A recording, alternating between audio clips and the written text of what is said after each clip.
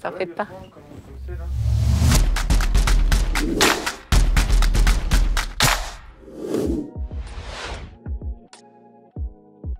J'aime marcher en particulier sur les collines de Besançon et puis j'aime aussi faire du vélo le long du Doubs.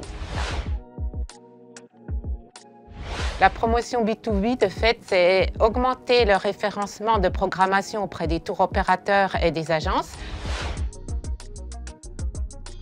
C'est déjà fidéliser les contacts que nous avons avec ces agences, tours opérateurs, essayer d'en développer d'autres en leur proposant de nouveaux produits, en leur faisant connaître de nouvelles facettes.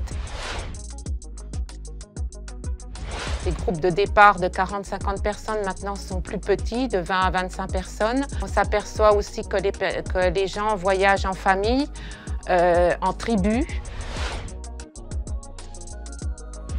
Ce sont des thématiques très classiques, si l'on peut dire, mais humaines, qui sont la gastronomie, la culture, le patrimoine, vivre des expériences, être aussi bien accompagné sur le terrain, découvrir de nouveaux spots, nouvelles activités.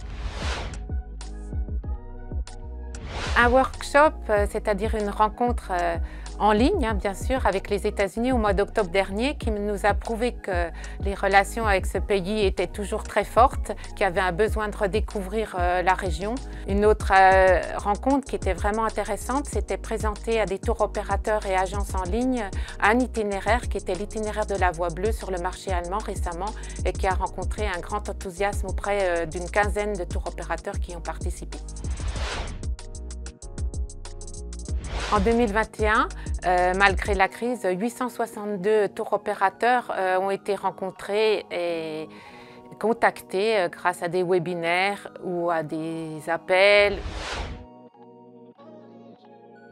Les marchés lointains sont très intéressants parce que c'est souvent, par exemple, les États-Unis, c'est une clientèle très fidèle qui aime la France et en particulier notre région. C'est une destination romantique. Ils consomment beaucoup, ils passent par des intermédiaires pour réserver. Ils aiment aussi les hôtels haut de gamme, 4 et 5 étoiles. N'hésitent pas à consommer sur place, à acheter de beaux produits.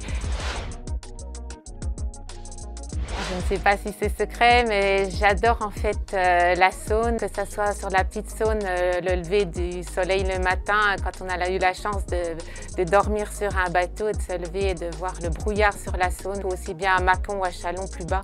C'est vraiment un coin, c'est vraiment une rivière du tonnerre.